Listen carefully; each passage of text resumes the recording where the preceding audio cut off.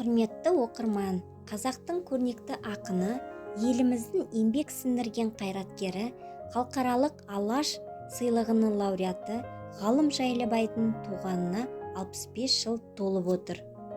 1958 жылы 9 ақпанда Қарағанды облысы Жаңарқа ауданы Жеңіс ауылында туған. Ұзақ жыл ауылда шопан, жылқышы болып жұмыс істеген.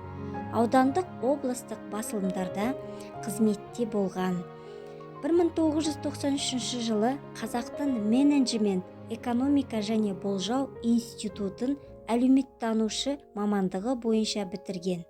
Қазақстан Республикасы Сыртқы істер министрлігінде түрлі басылымдарда қызмет атқарған.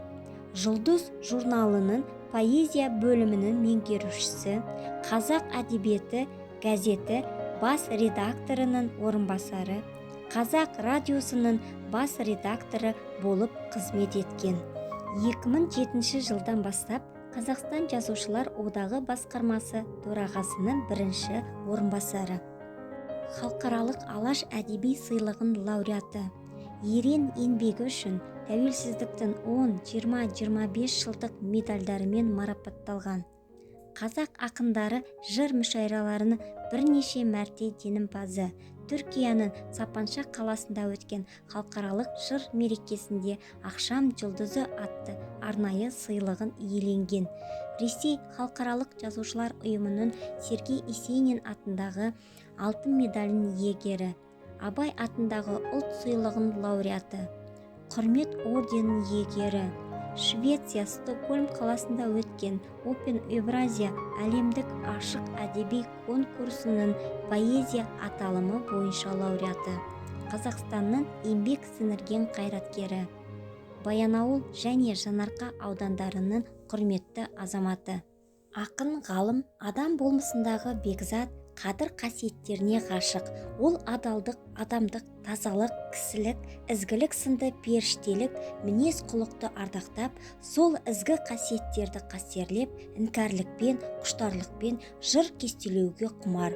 Осылайша тебіреніп, толқып, шабыттана шалқып, жыр төккен талантты ақын Ғалым Жайлыбайды қазіргі қазақ поэзиясының көгіндегі жұлдыздардың бірегейі десек жарасар. Ақындық деген мынау сезімнің сыңғыры, жанның шырыл деп айтуға болатын шығар.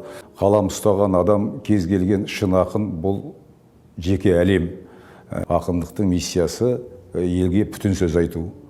Мынау қазақ деген жұртқа ұлттың сөзін айту, жанның сөзін айту, жүректің сөзін айту.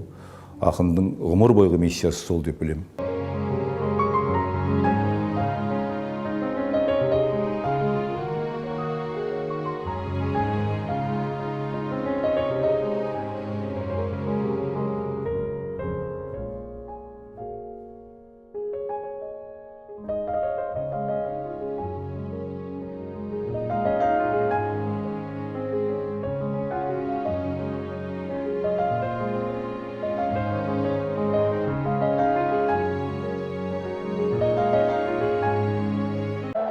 Дүр сүлкінтер дүниенің дүрмек ауыр, күнде дабыр, бұл тірлік күнде дауыл.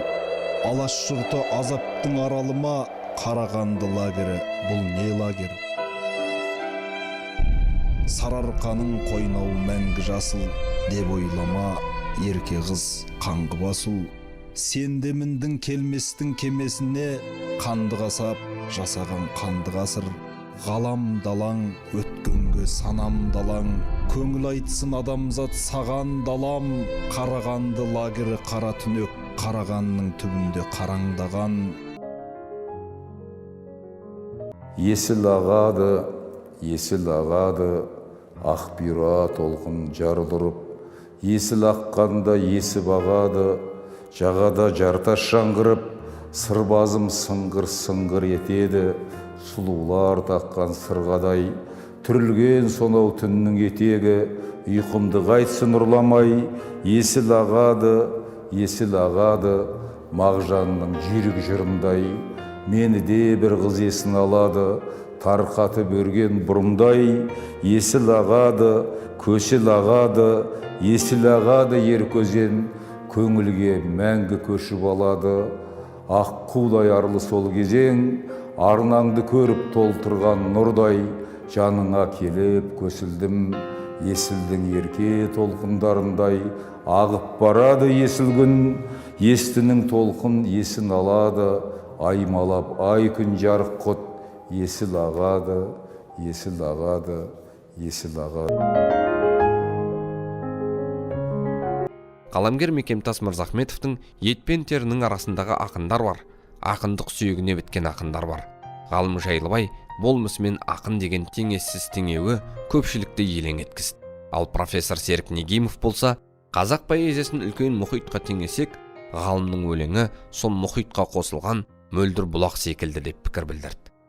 Ғалым Жайлыбай қазақ поэзиясына тілі, бейнелік сипаты, суреткерлігі мен жаңалға келген тұғырлы тұлға. Оның жырлары мөлдір, сыршыл, нәзік, шынайы, табиғи сипатымен оқырмандарына етене жақын. Әдебиетіміздің асыл мұрасы болып танылған өлеңдері өміршеңдігімен құнды.